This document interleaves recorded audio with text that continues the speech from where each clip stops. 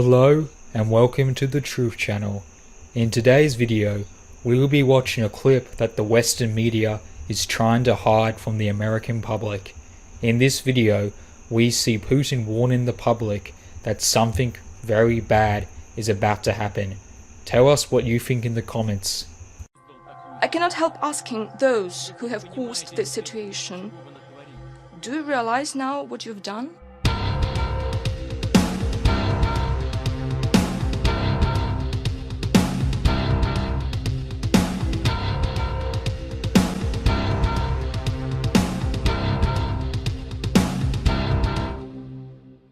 Speaking nearly a month ago, President Vladimir Putin at the International Economic Forum in St. Petersburg, Russia, warned the group of international journalists there repeatedly that Europe, the United States, and Russia were drifting towards full-scale war.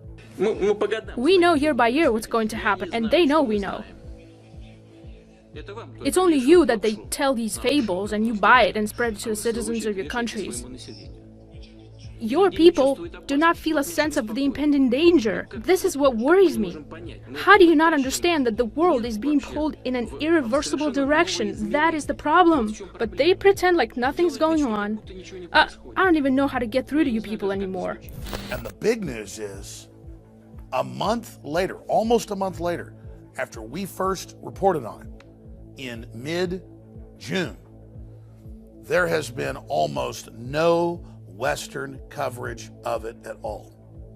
And that's exactly what Putin was getting at. Whether you love Putin or hate Putin, if the leader of Russia, with thousands of intercontinental ballistic missiles and cruise missiles, is telling the West, I don't know how to get through to you, your media is controlled, you're being manipulated, NATO is putting missiles on our borders, we're having to move missiles in, you've overthrown Ukraine, you're on an offensive, you're funding and protecting radical Islam, do you know what you've done?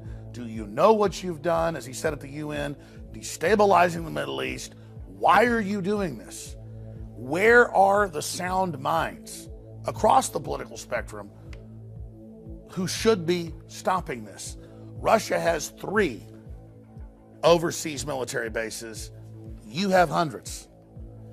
You have your spies inside our country trying to overthrow it. You have your CIA people trying to get into our embassies. You are at war with us. And the average American, the average European, the average Brit is not aware of this. Another threat that President Obama mentioned was ISIS. Well, who on earth armed them? Who helped to arm the Syrians that were fighting against Assad? Who created the necessary political climate that facilitated the situation? Who pushed for the delivery of arms to the area? Do you really not understand as to who is fighting in Syria? But the issue of a major world leader saying that we're moving to the brink of war, and it's not in our news, that's the big story. It shows how incredibly controlled things are. Deutsche Bank, one of the biggest banks in the world, is plunging right now. Much bigger than Lehman Brothers. If it continues, it'll make 2008 look tame in comparison. Elites are building armored fortresses and redoubts all over the world, admitting they believe collapse is coming. Governments are digging in. Russia is digging in. Our supposed government is collapsing our borders and bringing people in with diseases and ignoring the Supreme Court rulings. It seems an age of madness or megalomania is now upon us. We've seen great evil out of Russia. We've seen great evil out of Germany. We've seen incredible evil out of communist China. But America has had its problems as well. And now we see Europe and the United States and the whole Anglo-American establishment filled with hubris and arrogance, just violating domestic laws, persecuting the press, leaking classified material and getting away with it.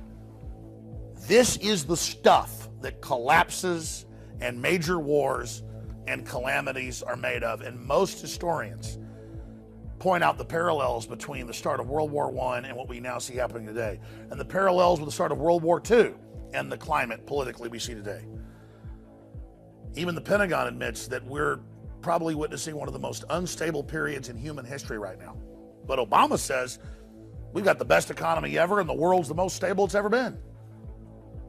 As they do everything they can to push us into crisis. And it's not just the Democrats. They have their establishment Republican cohorts that are working with them. I have never been more concerned about what's happening on the planet today. And if we're able to raise the alarm, you, the freedom lovers out there, the people that want to have a civilization, the people that don't want to have war, if we're able to come together, whether we be black, white, old, young, conservative, libertarian, Catholic, Muslim, whatever it is, we cannot continue to have these conflicts. We cannot continue to have this globalist crisis brand where they stir up the problems, exacerbate the crises, and then gain power out of it. Because all the money in the world is going to be worthless if we have a major nuclear war. And that's what the Russian foreign minister and many others say we're going towards. And Putin is now begging with the press to trigger some type of debate and saying, I can't believe how none of this gets through to the people of the West. Please spread this video far and wide, and hopefully it will spur a debate that can cause some type of chain reaction that reverses our course, or at least changes our course from assured Armageddon. 20 years ago, I would interview people like Nigel Farage, the head of UKIP, when they had a couple members of the British Parliament and a couple members of the EU Parliament. Now it's the fastest growing party in Europe. They just had the British exit the Brexit successfully. Nationalism and anti-globalism is rising. I have seen the power of the people when we take action. And sure, our elites are decadent. Sure, they're inbred. Sure, they're very, very narcissistic and disconnected. But they will pay attention when we, the people, force the issue.